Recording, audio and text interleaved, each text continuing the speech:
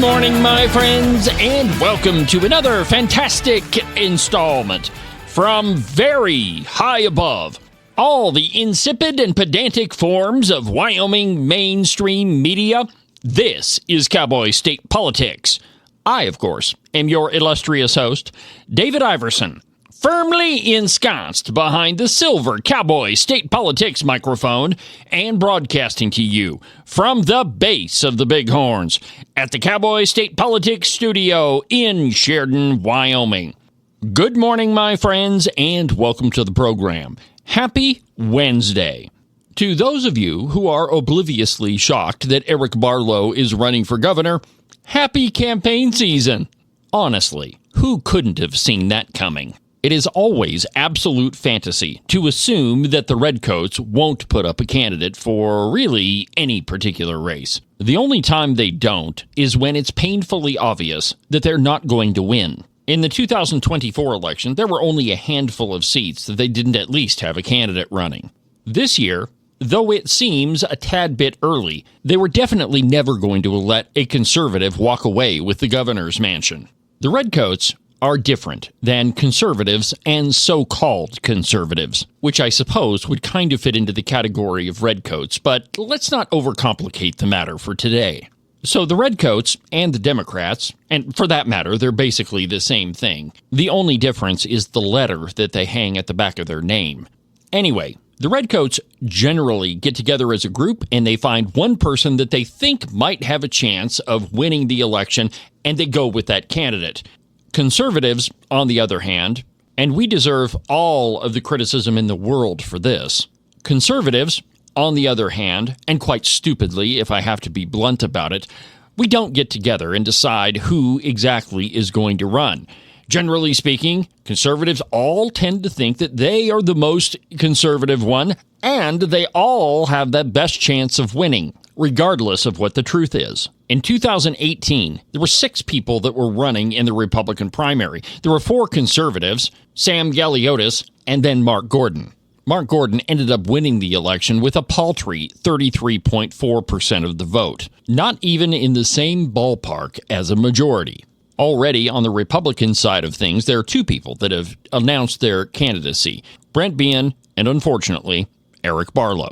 Now, we're still in Wyoming, so whether or not these candidates even have any idea what the word conservative means, they still have to act like they're one, because a good majority of Wyoming citizens are conservative. If I had to put a number on it, I would guess that we're somewhere in the 60-40 range. 60% conservative, 40% Democrat, redcoat, and liberal. And like I said earlier, those last 3, they're all pretty much the same. At his campaign announcement, here's the most ridiculous thing that I've ever heard come out of Eric Barlow's mouth. And that's saying something. I'm a leader who's consistently stood on sound conservative principles, and I will fiercely defend your rights, including the Second Amendment and the sanctity of life. I will protect your private property rights, safeguard our public lands, and keep Washington, D.C. out of Wyoming's business. Yeah. That, my friends, is 100% pure, unadulterated bullcrap. Okay, let's just take this a piece at a time, and I'm sure throughout this campaign, we're going to get the opportunity to do this a lot. I can't believe that Barlow could even say the word conservative with a straight face. He probably had to practice in front of the mirror for a solid 2 hours before he gave that speech. Let's begin at the beginning, from the top. I'm a leader who's consistently stood on sound conservative principles, and I will fiercely defend your rights. That, my friends, is 100% pure, unadulterated bullcrap. Eric Barlow wouldn't know conservatism if it slapped him upside the head. Let me prove it to you. According to Evidence-Based Wyoming, which is a website, and the only thing they do is track how often a legislator votes with the Democrats versus how often they vote with the Republicans. In the last 10 years of Eric Barlow's legislative career, he has voted with the Democrats an average of 81.88% of the time. My friends, if you are 80% of anything, you're kind of that thing. During that time period, there was only 2 sessions where he voted below 80%, and that was in 2021, where he voted 73% of the time with the Democrats, and in 2016, when he voted 78.53% of the time with the Democrats. The only Republican part of Eric Barlow is the letter R that he dishonestly puts at the end of his name. Other than that, he is a straight-up Democrat. If it walks like a donkey, if it legislates like a donkey, and if it votes like a donkey, it is Eric Barlow. And being a veterinarian, he would know the difference between a donkey and somebody who actually is a Republican. The truth is, my friends, that the only logical reason that Eric Barlow is a registered Republican is that he knows for a fact it would be far more difficult to get elected if he were honest with his constituents and registered as a Democrat. But this is a very liberal legislator we're talking about, and Eric Barlow and the words honesty don't generally make it into the same sentence. Let's take a listen to the next little piece that he said during his campaign announcement. And I will fiercely defend your rights, including the Second Amendment and the sanctity of life. That first part, defending the Second Amendment, if you believe that, I have some incredible beachfront property down around Guernsey that I'd like to talk to you about. While there were several conservatives who voted for Eric Barlow's 2023 Senate File 120, the Restoration of Civil Rights Act, he's the one that wrote it. He intentionally wrote gun control into Wyoming statutes. Prior to 2023 Senate File 120, Wyoming didn't have a statute concerning a felon in possession of a firearm. In fact, we didn't even have a statute that said if you were a felon that you lost your firearms rights. Anytime that sort of issue came up prior to this 2023 law, Wyoming always deferred to federal law. Now, the thinking goes that with this bill, that Wyoming couldn't restore firearms rights from someone that they hadn't taken those rights away from. And Eric Barlow's logic is, in order to restore rights, we have to have a statute that says those rights can be taken away. Correct me if I'm wrong, but that pretty much qualifies as gun control. The second problem with this is the Restoration of Civil Rights Act is pretty much a farce from the very beginning, because federal law preempts state law. And if you're a felon, it's a federal law that you can't possess, own, buy, or be pretty much anywhere around a firearm. However, Eric Barlow and all the people that voted for this evidently don't really care about that. And so the governor signed it, and it went into law. And soon after, the Wyoming Department of Corrections went to work issuing certificates to people who fulfilled the qualifications of Senate File 120 that literally said they could have their guns back, knowing all the while that federal law prohibits it. What happened is the Wyoming Department of Corrections issued these certificates to about 1,200 Wyoming citizens who are felons. And in at least one case in Bighorn, Wyoming, the ATF raided this guy's house, confiscated his and his girlfriend's guns, and they still don't have them back. In the following legislative session, Eric Barlow and friends decided to work on a fix for their restoration of rights law. The only problem with that is it doesn't really matter what Wyoming statute says so long as the federal law prevents a felon from owning a firearm. In any case, Eric Barlow wrote and helped pass that law simply because he needed some Second Amendment credibility. In the end, the credibility he really got was writing gun control into Wyoming law.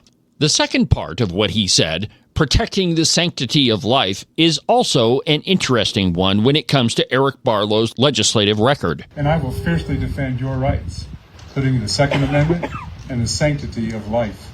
Eric Barlow's record when it comes to protecting the unborn is kind of complicated.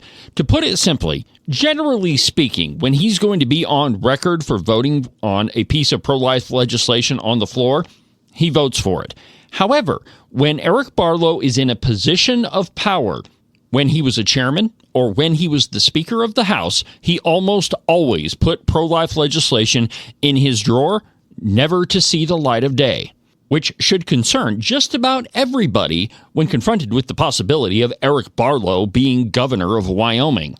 If what he did as a chairman or as Speaker of the House is any indication, if he were to become governor, he would veto every piece of pro-life legislation that came before him. On January 15th of 2025, I did an episode entitled The Pro-Life Bills in Barlow's Drawer. Here's an excerpt from that episode that clearly explains what Eric Barlow's voting record is when it comes to those who cannot defend themselves. It's pretty shocking, my friends. Here it is. Everyone in the Wyoming Senate was on record supporting a guy who really isn't all that favorable to pro-life legislation when he's the chairman. And that's the really interesting part of Senator Eric Barlow's record.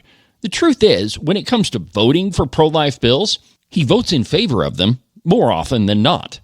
But the reality is this is one of those issues that you're either in favor of protecting the unborn or you're not. It's not something that you can be in halfway, and if you'll pardon the pun, it's a lot like being pregnant. You either are or you aren't. You can't be kind of pregnant. And similarly, you can't be kind of in favor of the unborn. In a minute, I'm going to get into the specifics about Eric Barlow's voting record when it comes to pro-life legislation. But before we do that, let's get a word in from our sponsors.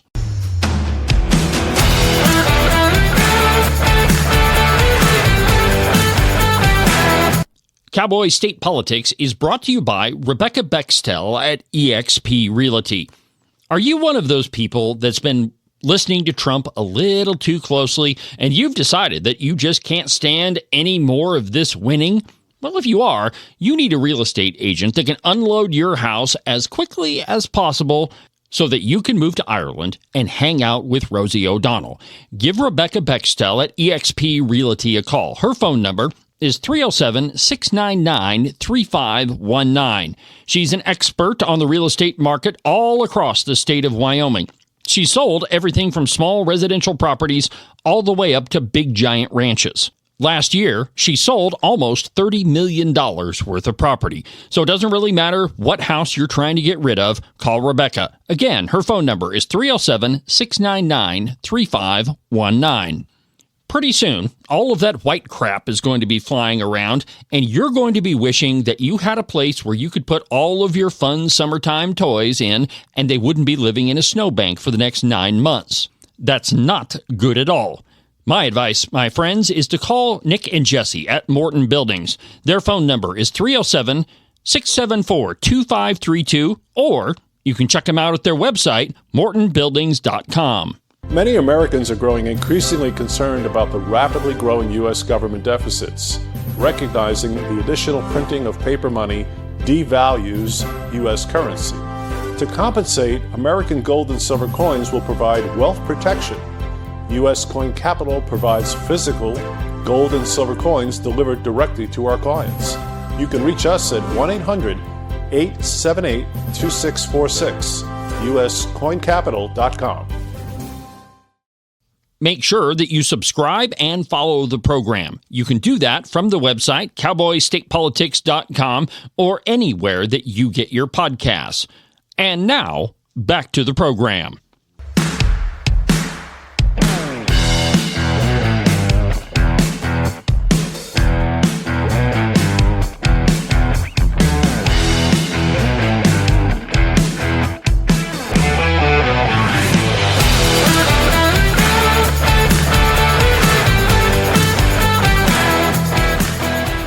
Before the break, I told you that Eric Barlow's voting record when it comes to protecting the unborn is quite a bit more complicated and quite a bit worse than he lets on. The truth is, when he's actually on record and his name will show up in the votes, generally he votes for pro-life legislation. But when he's in power, when he was a chairman or when he was the Speaker of the House, almost every single pro-life bill went in his drawer, never to see the light of day. There are a couple notable exceptions to that, of course, but by and large, he's not a friend of the unborn. Let's get back to that excerpt from the episode this past January entitled The Pro-Life Bills in Barlow's Drawer. And this is where you really have to pay attention to Eric Barlow's record. He's been in the Wyoming legislature since 2013, and since that time, there have been a ton of pro-life bills that have gone through either the House or the Senate. And to get an understanding of what Eric Barlow does with pro-life legislation, You have to go all the way back to 2013. And the first pro-life bill that he actually had an opportunity to vote for was House Bill 97. This was the original heartbeat bill. It would have outlawed abortion after a fetal heartbeat was detected. Eric Barlow voted against it. Curiously, in 2014, there wasn't any pro-life legislation for Eric to have acted upon. But in 2015, on House Bill 156, that would have required information on ultrasounds be given to a patient. Eric Barlow, again, voted no on it in committee. In 2016, and perhaps this is where Eric Barlow got the idea that he could put pro-life legislation in his drawer, then the notorious Speaker of the House, Kermit Brown, put every single pro-life bill in his drawer, and they didn't see the light of day. That's a lesson that Eric Barlow wouldn't forget, and he'd file it away for his time when he was actually in leadership. After 2016, Barlow's actual voting record, when he actually had to be on record and vote for or against a pro-life piece of legislation, his voting record gets a little bit better. But don't forget, just a couple of years prior to that, he voted to allow abortions even after there was a heartbeat. In 2017, Eric Barlow voted for House Bill 116. That would have prohibited the sale of fetal tissue. That same year, House Bill 132, the reporting of abortions, came before his committee, House Health and Labor. What did Eric Barlow do? And tell me if this is familiar. He put it in his drawer, and that bill died right there in committee. That same year, Barlow voted for House Bill 182, which is the bill that would have mandated information be given to a patient on ultrasounds before an abortion. It's also interesting that this is the same bill that he voted against all the way back in 2015. In 2018, there was a pro-life bill that he voted for, Senate File 21. And then 2019, there was House Bill 103, that was more reporting of abortions. That same year, he voted for House Bill 140, which would have required a 48-hour waiting period before receiving an abortion.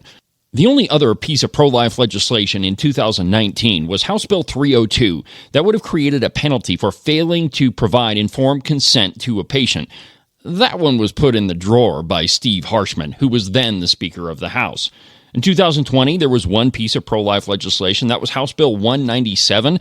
It was, again, the 48-hour waiting period. And Barlow voted for that one, too.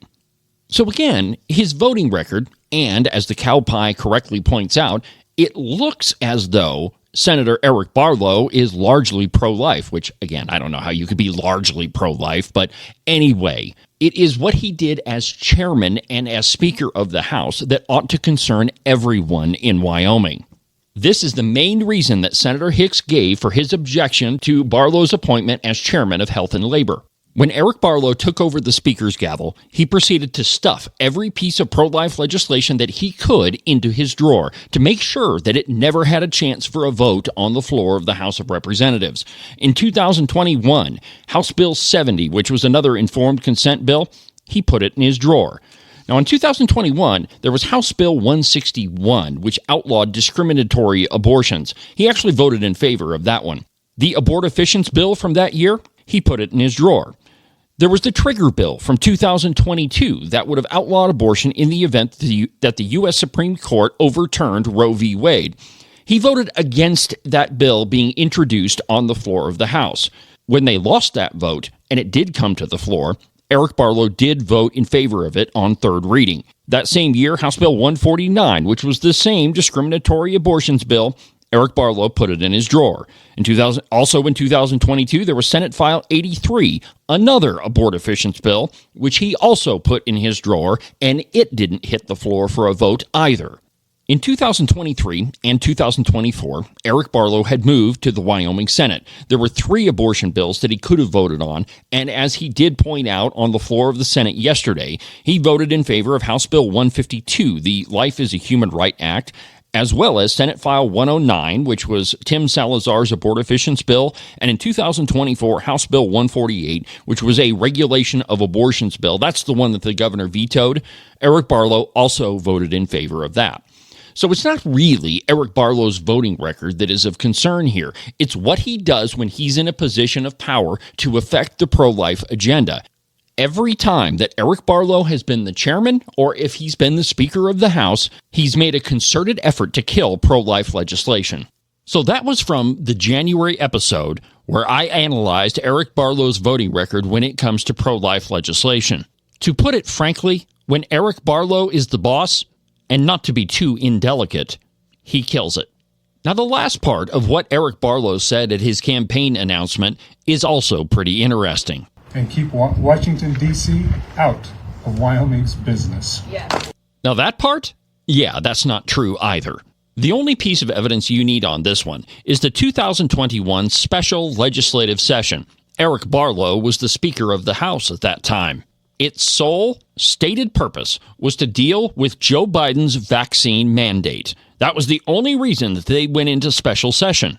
Eric Barlow, in his capacity as Speaker of the House, made a concerted effort to send bills that would have actually done something to committees whose chairman he knew would kill the legislation or hopelessly amend it. In the end, the only thing we got out of that special session was a bill that gave a little bit of money to the Attorney General for lawsuits. That was it. Oh, and they did a lot of work on a gambling bill, too. I'm not exactly sure what gambling has to do with COVID-19, but they did a heck of a lot of work on it anyway. The long and the short of all of this, my friends, is that Eric Barlow is not who he says he is. The trouble with having a long legislative record is there's plenty of evidence to predict what you will do if you're ever elected to higher office. And in Eric Barlow's case, there's plenty of it, and none of it is conservative. It doesn't really matter what he says. But there again, that's why you have me. Well, that'll do it for today's installment of the podcast. Have a good rest of your week, and we'll talk again on Saturday during Weekend Update. But for now, from the base of the Bighorns at the Cowboy State Politics Studio, I'm David Iverson, and this is the one and only Cowboy State Politics.